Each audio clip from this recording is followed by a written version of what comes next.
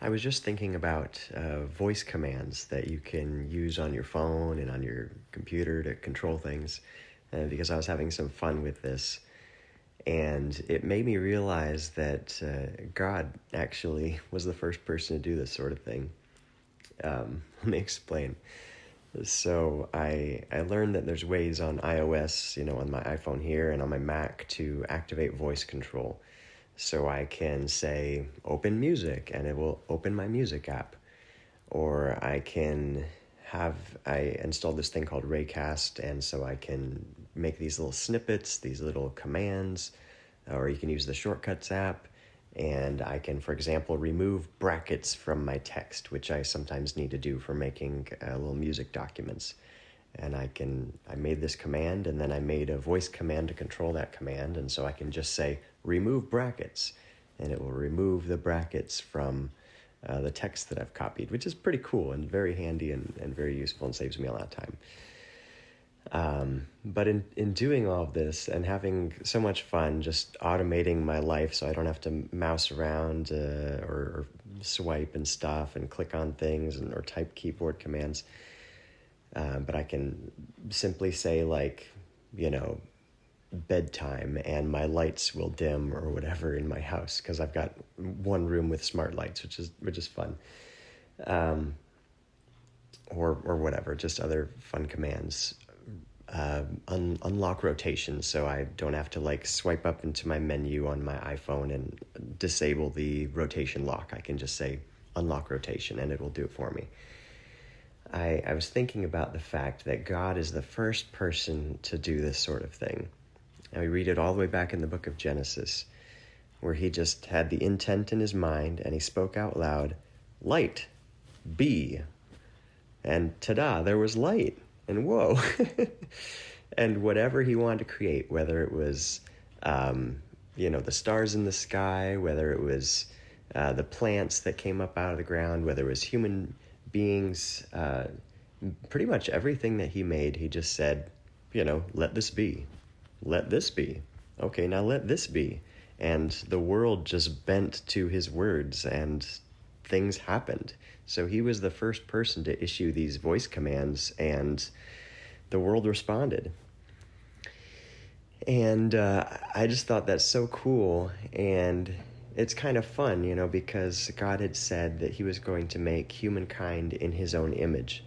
So in any sense that I'm able to think up, oh, this would be a cool command, and then make it on my electronic device, and then speak that command later, and the electronic device does what I told it to do. In as much as I'm able to do that, I'm really just imitating God, my Father, who said, okay, let's make man in our image, talking to his heavenly council there.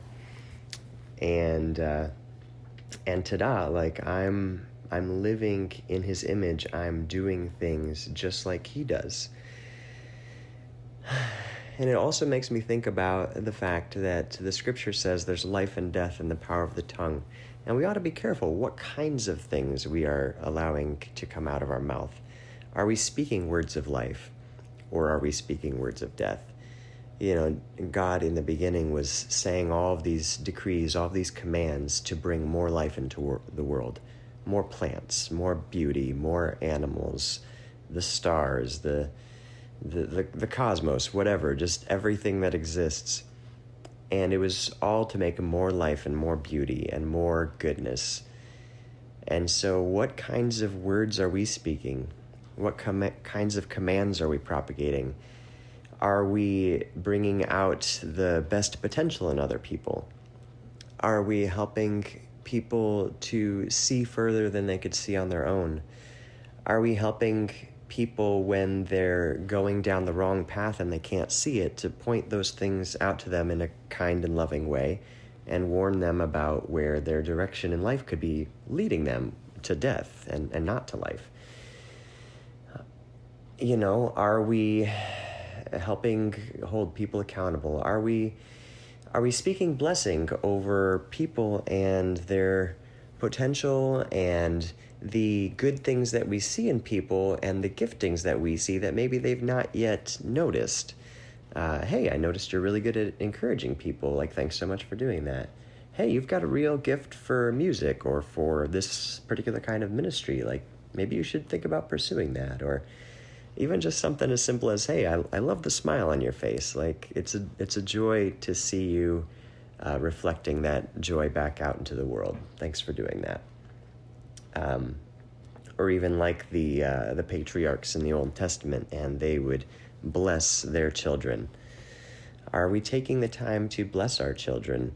I don't have any yet, but those of us who do, are we training our children? Are we blessing our children? Are we showing them the right way to go and training them how they ought to walk? Or are we just, are we only speaking of the things that they do wrong? Are we only correcting and not encouraging? Or are we just not bothering to speak at all and having, I guess you could say, a sin of omission of, I really ought to be taking responsibility and guiding, but I don't feel capable, or whatever it is. And so we really need to watch that we are using our words and our intent purposefully to bring life and take responsibility for the things that God has put in our life. Just as God rules from heaven above and he rules all creation, when he made humankind, he also said, let them rule over the fish of the sea and the birds of the sky and the beasts of the field and this and that. And basically all that to say that there are certain things within our domain of rulership that we ought to maintain and take responsibility for. And I'm learning that with my own house here, to take care of my house, to do my best to clean it and put the dishes away and, just establish good routines and rhythms so that the house operates well. Go up outside, and I bought a roof rake so I could get the snow off of my roof because it was accumulating a lot of snow. Whatever it is. And we all have responsibilities that we ought to take rulership of. And this is part of imitating the image of God, because he rules over things, and he has also extended that rule to us so that we would rule over our little micro responsibilities.